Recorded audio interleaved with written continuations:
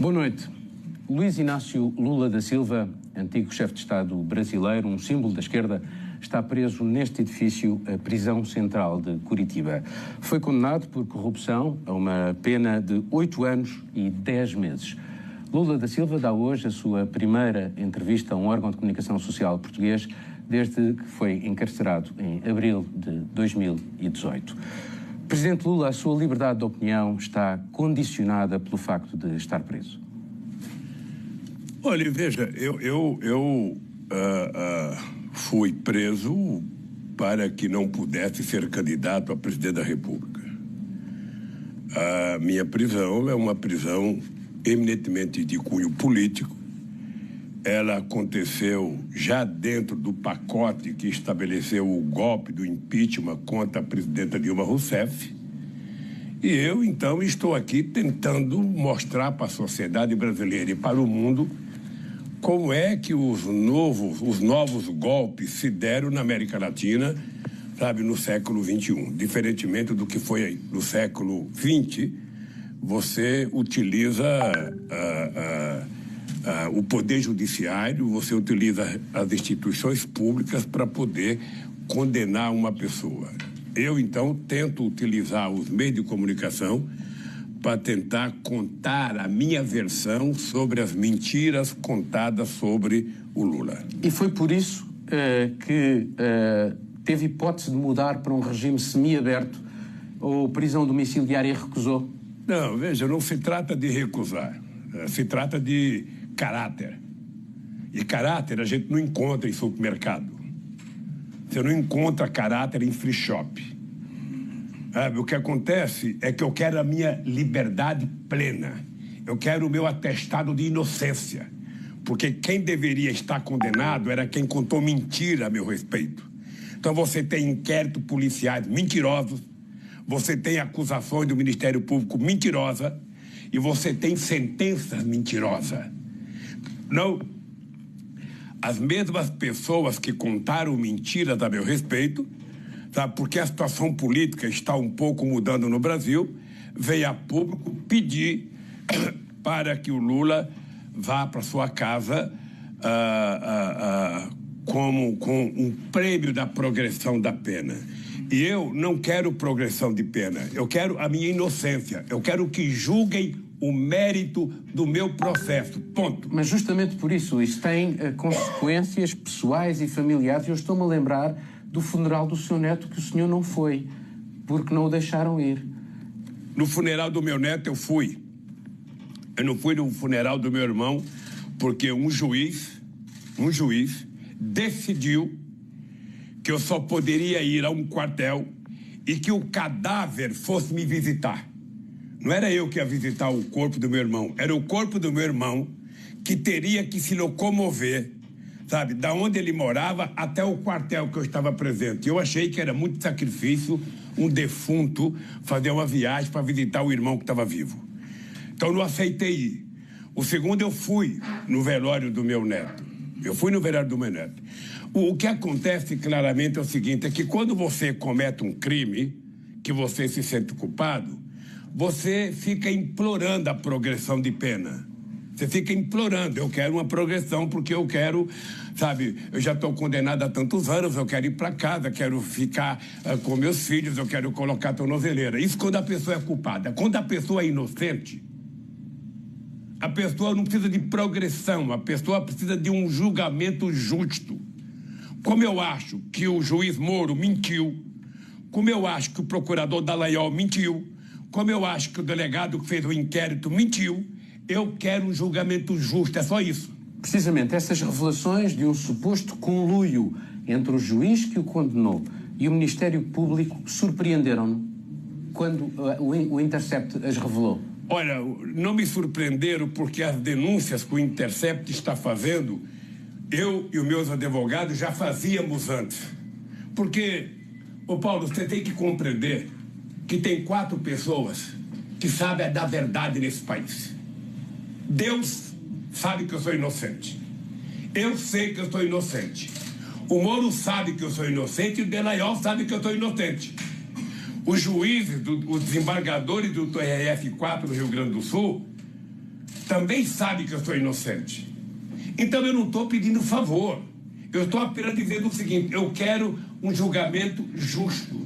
Se vocês provarem com provas materiais que eu cometi algum delito, eu fecho a minha boca e vou cumprir a minha pena. Mas se vocês não provarem, eu quero a minha liberdade e eu quero a condenação de vocês. Eu quero a punição de quem errou. Ora, justamente, Presidente Lula, acha que houve uma politização da justiça visando-o a si? Deixa, Paulo, ficar muito claro para os meus amigos portugueses e para minhas amigas portuguesas, é que aqui no Brasil houve um conluio, você precisa entender isso, entre o juiz e o Ministério Público, o procurador, a Polícia Federal, através dos delegados que fizeram o inquérito, e a imprensa. A imprensa brasileira, ela tem muita culpa na desagregação das organizações políticas e do ódio que está estabelecido nesse país. Porque a imprensa brasileira criou um ídolo de barro. Ou seja, a Polícia Federal, o Ministério Público e o Poder Judiciário trabalhavam com assessoria de imprensa como jamais se tinha visto nesse país. As manchetes de jornais eram vazadas para a imprensa, televisão, rádio, jornal e revista, antes da defesa receber as informações. Mas, Presidente, mas a sua condenação foi confirmada em várias instâncias judiciais, não foi? Foi conformada na primeira e na segunda instância, porque o meu processo não foi sequer. Eu fui condenado antes dos desembargadores lerem o processo. Veja, eu sou vítima de uma coisa chamada lawfare. Você já deve ter ouvido falar muito. Ou seja, então você não precisa de prova. Você cria a vítima e em torno dessa vítima você começa a trabalhar toda e qualquer acusação que vai sendo aceita pelo juiz, sendo acusada pelos promotores e vai sendo aceita nas outras instâncias. Veja, Paulo, a meu respeito, eu estou desafiando, presta atenção, eu estou desafiando a Polícia Federal, que participou do inquérito, estou desafiando o Ministério Público, estou desafiando os juízes que participaram do meu julgamento, estou desafiando os empresários brasileiros, estou desafiando os políticos que gostam e que não gostam de mim, a mostrarem uma única prova de ilícito cometida por mim na minha vida pública. Então eu estou desafiando porque eu tenho consciência que eu sou inocente. Por isso é que eu estou desafiando. Eles têm muita facilidade de me desmoralizar. É só apresentar uma prova. Você sabe qual foi a acusação feita contra mim? Ou seja, um procurador, depois de investigar minha vida durante anos, depois de fazer coerção na minha vida, depois de me levar na polícia sem mandato, depois de invadir a casa dos meus filhos, depois de invadir a minha casa, ficou 1h30 na televisão fazendo uma acusação. Quando ele termina a acusação e a apresentação de um PowerPoint, ele diz a seguinte frase: não me peçam provas, eu só tenho convicção. Quando o cidadão fala isso, ele deveria ser preso na hora e ser exonerado a bem do serviço público. Aí, essa frase ontológica vai para o juiz. Aí, depois de todo o inquérito, o juiz me condena. E sabe qual é o crime? Eu fui condenado, o crime é fato indeterminado. Ou seja, ele também não sabe qual é o crime que eu cometi. Então, eu estou atrás do crime que eu cometi.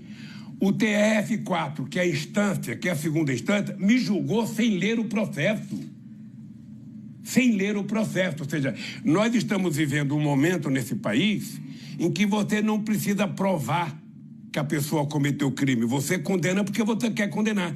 E eu estou convencido, sabe, estou convencido que tudo aconteceu, primeiro, por interesses americanos, sabe, na descoberta do pré-sal brasileiro, que é a maior descoberta de petróleo do século XXI.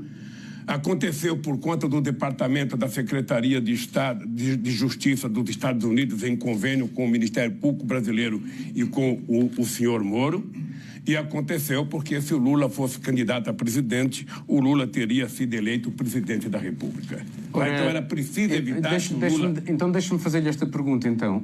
Isso, tendo em conta aquilo que está a dizer, confirmar-se aquilo que está a dizer, retira alguma legitimidade às últimas eleições presidenciais que elegeram Jair Bolsonaro? Na minha opinião, tira muita legitimidade.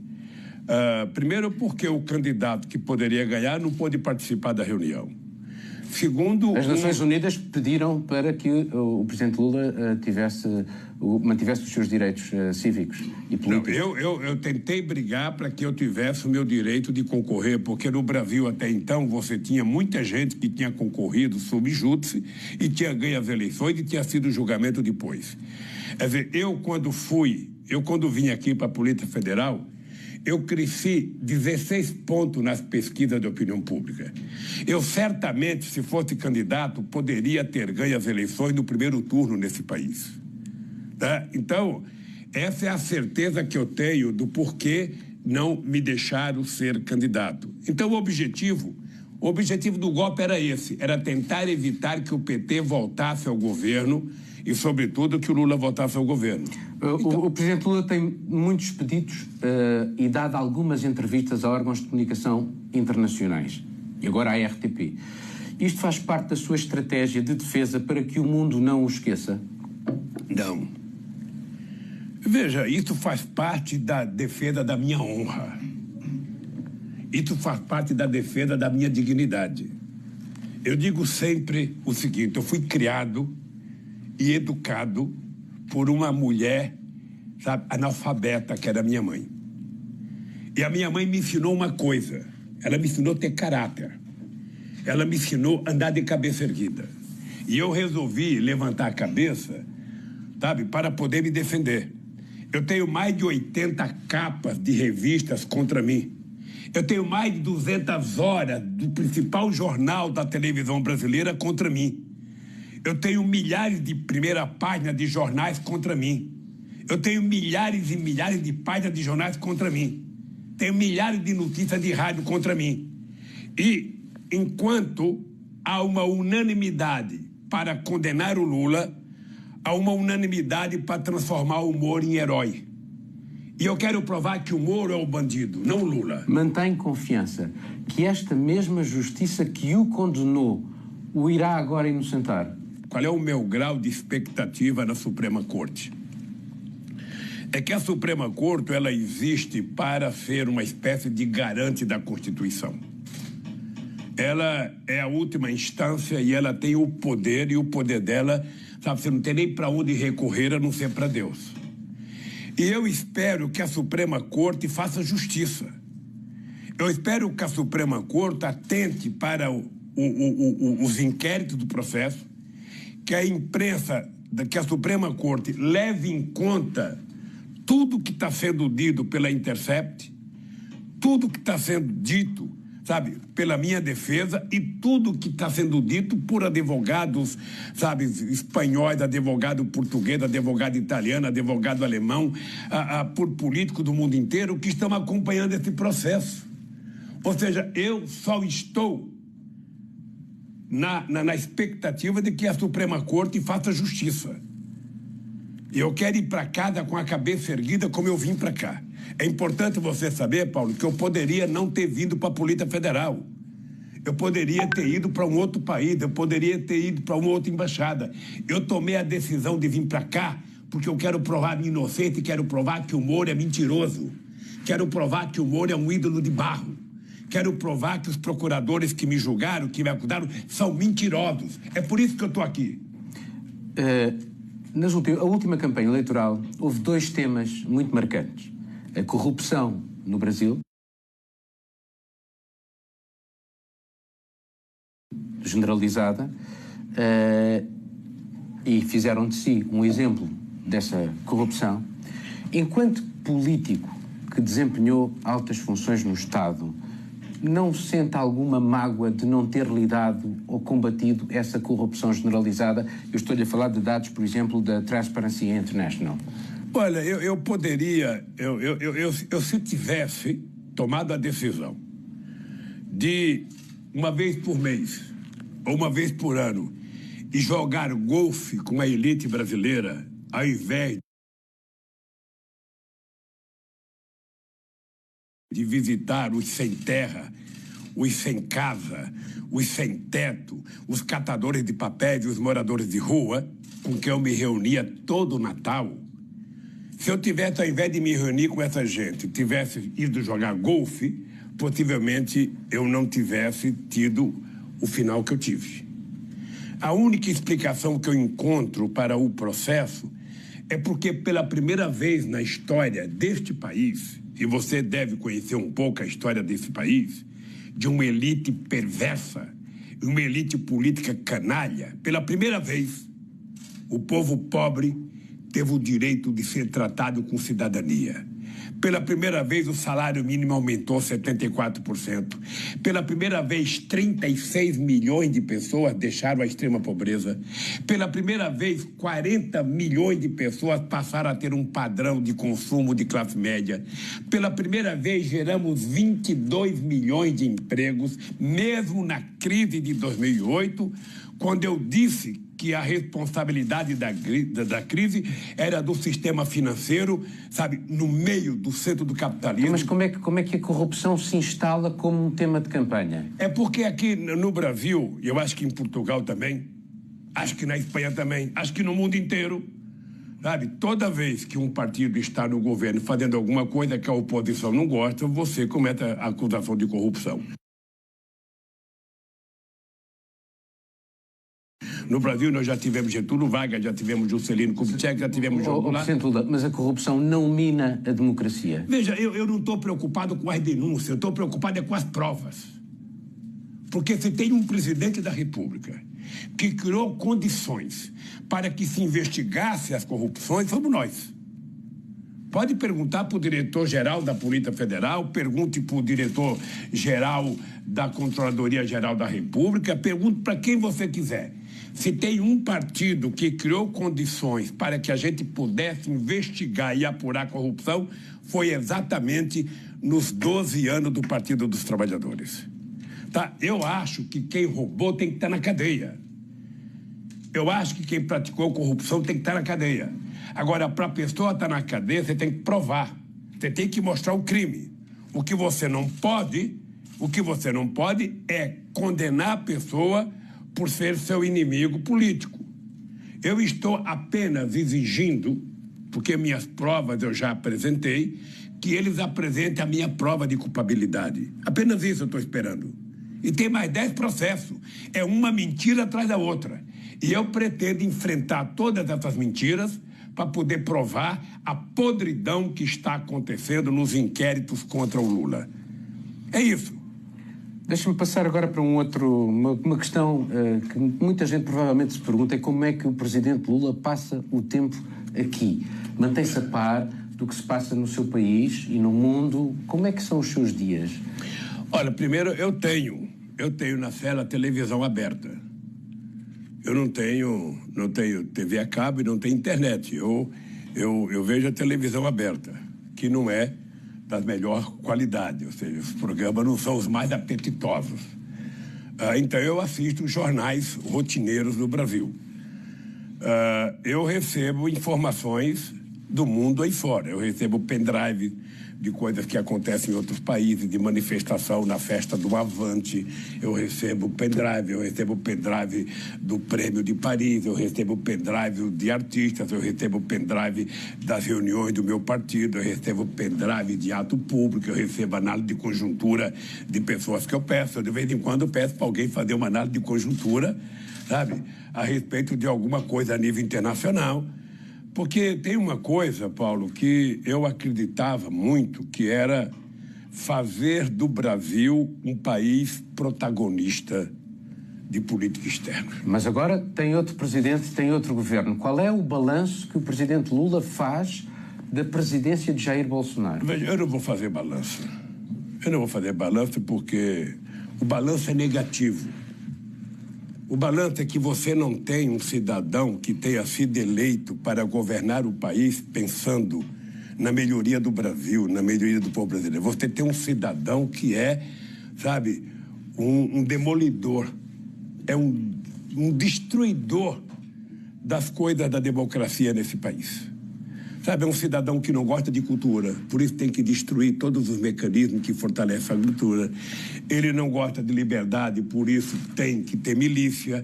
Ele não gosta de emprego, por isso pede para que o seu ministro da Fazenda venda tudo. Eles estão querendo privatizar tudo que você possa imaginar nesse país, inclusive a Petrobras. Ou seja, então, eu sinceramente... não acho que ele esteja governando o Brasil. Ele está, na verdade, dando autorização para vender esse país. Ou seja, já vendeu a Embraer, que era a terceira empresa de aviação do mundo, era mais importante do que a Bombardier canadense, vendeu para a Boeing. Ele já vendeu muitas empresas, já vendeu a BR, que é a distribuidora do petróleo, agora quer vender a Petrobras, quer vender as empresas de energia. Tudo em benefício, sabe, de um sistema arrecadatório para pagar juros da dívida pública. Ou seja, você não vende um patrimônio para pagar uma dívida. Sabe, um país do tamanho do Brasil não tem que ter uma preocupação com a dívida pública. O Brasil pode até contrair mais dívida desde que você venha construir novos ativos que permitam o país voltar a crescer, que permita gerar emprego, que permita você desenvolver o país. E não há sinais de que, neste momento, há uma pequena recuperação de emprego?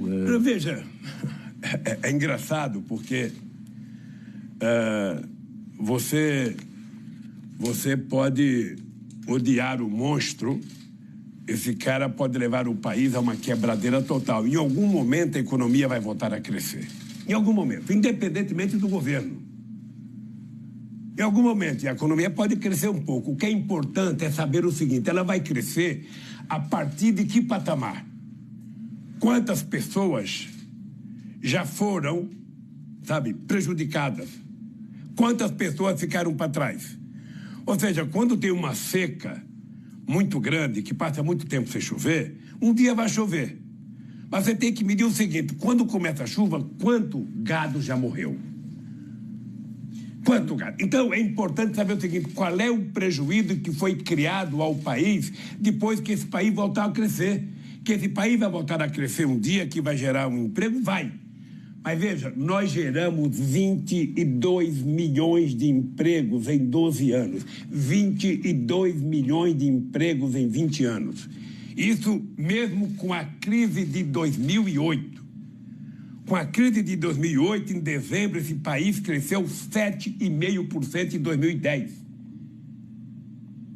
Então, a única forma de você crescer é fazer o que o meu amigo Antônio Costa está fazendo em Portugal. Você não faz o povo se sacrificar para contentar os ricos. Se tem um jeito de você fazer a economia crescer, é você distribuir os recursos arrecadados pelo país. É na distribuição do orçamento que você cuida de que política de desenvolvimento que você quer para um país. Tá? Se eu tenho um prato de comida e dou para uma pessoa só um vai comer. Mas se eu pego esse prato de comida e distribuo para 10 pessoas, eu vou alimentar 10 pessoas. Agora, do ponto de vista daquilo que é o quadro ideológico de Jair Bolsonaro, a democracia no Brasil corre riscos com este governo? Eu acho que a democracia já está correndo risco. Porque o Bolsonaro, ele é muito despreparado politicamente. Ele não faz questão de ser diferente. Ele é um cara que acha bonito ser grosseiro, ele acha bonito ofender as pessoas, ele acha bonito ofender, sabe, o presidente da França, ele acha bonito ofender o presidente, sabe, da Argentina, ele acha bonito se meter nas eleições de outros países, sabe? Ele dá palpite, sobretudo, menos sobre o seu país. Ele deveria estar, nesse momento, preocupado como gerar empregos nesse país, como pagar salário nesse país, como fazer a economia voltar a crescer, como fortalecer a educação, como fazer investimento em ciência e tecnologia, como cuidar do meio ambiente. Tudo isso é tema que não interessa ao Jair Bolsonaro. Então, ele é um destruidor. É um destruidor, sabe, de obras prontas e eu acho que é um destruidor da democracia. Como é que vê esta tentativa de normalização da ditadura militar brasileira que está a ser feita pelo presidente Bolsonaro? Essa é uma das coisas mais graves que acontece no Brasil. É que ele e um tipo de gente que apoia ele querem mostrar para a sociedade que não houve ditadura militar no Brasil. Querem mostrar que não houve censura, que não houve tortura, que não houve crime, que os bandidos, na verdade, não existiram. É isso que eles querem mostrar. E com uma virulência de discurso muito forte, com uma prática, sabe, de combate ao crime à base da milícia. Hoje quem mata muito nesse país é a polícia. E, sobretudo, jovens pretos na periferia. Não sei se você sabe, mas no Brasil nesse ano, já mataram 5 crianças de bala perdida da polícia. A criminalidade foi outro dos temas da última campanha eleitoral e o atual presidente brasileiro considera que permitir a venda indiscriminada de armas é uma forma de combater a criminalidade. Concorda com isto? Não. A forma de você combater a criminalidade é você gerar empregos, é você colocar a meninada na escola, é você fazer mais universidade.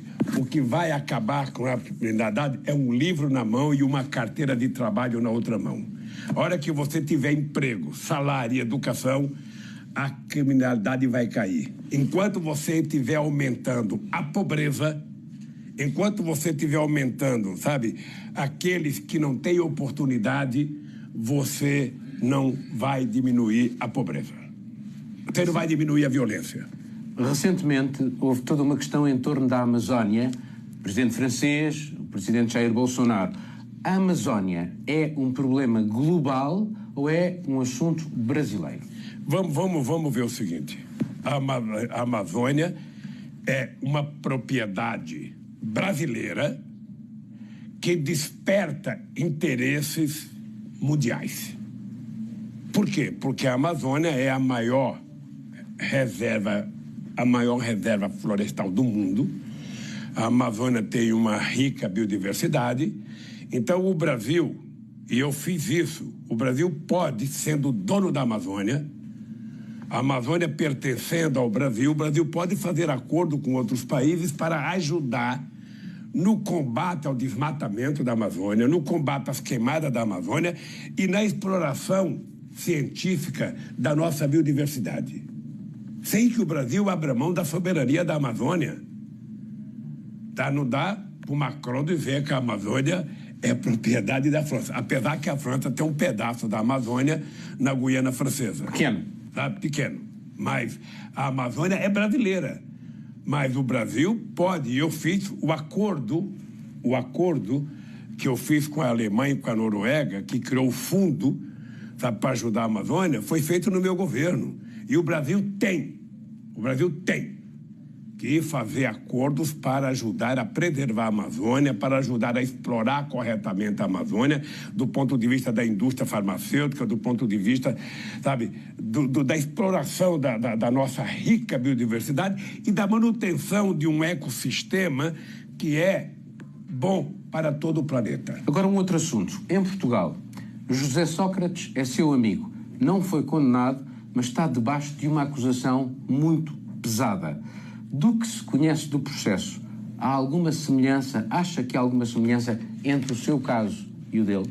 Eu não conheço o caso do meu amigo Sócrates. É importante, Paulo, te dizer uma coisa. Olha, eu tive uma relação extraordinária com o Jorge Sampaio. Eu tive uma relação boa com o Gutierrez quando ele era prefeito de Lisboa. Eu tive uma relação com o Durão Barroso, eu tive uma relação com o Cavaco Silva, eu tive muito boa relação com o Sócrates, tive relação com o Passos Coelho, tive relações com o Antônio Costa, que veio me visitar dia 30 de abril de 2014. Estou muito feliz com a vitória do Antônio Costa, muito feliz, porque ele está provando que se quiser resolver o problema de um país, é fazer com que o povo tenha oportunidade de trabalhar e oportunidade de consumir. Pois bem, eu sou muito amigo do Sócrates, gosto pessoalmente do Sócrates. O fato de um cidadão ser acusado não quer dizer nada. Aqui no Brasil, se acusa todo mundo de todas as coisas. O que é importante é que quando você acusa uma pessoa, você tem que provar. Ou seja, se o Sócrates foi acusado por alguém, esse alguém que o acusou tem que provar. Se não provar, essa pessoa tem que ser punida. Porque senão, todos nós que fazemos política, estamos à mercê do mau caratismo da política. É por isso, não pensa você que eu sou bravo, não pensa você que eu estou aqui com raiva, não. Eu estou indignado, porque não é possível um país do tamanho do Brasil ver a canalice que foi feita por um juiz, por um promotor e por algum delegado contra a minha pessoa. Mas eu não estava a falar de si, estava agora a falar do José Sócrates. Eu não conheço a questão do Sócrates, eu estou apenas dizendo que talvez ele esteja tão indignado quanto eu. Mas deixe-me dizer, o António Costa disse exatamente esta frase: à justiça o que é da justiça, referindo-se exatamente ao caso de José Sócrates. Não concorda que é assim que deve ser? Veja, eu acho que se a justiça for feita da forma mais democrática possível, dando total direito de defesa, e os acusadores mostrando prova concreta, e se a pessoa tiver provado que cometeu o crime, essa pessoa tem que ser punida. Tá? Se o Sócrates cometeu o crime, ele tem que ser punido. Se eu cometi crime, eu tenho que ser punido.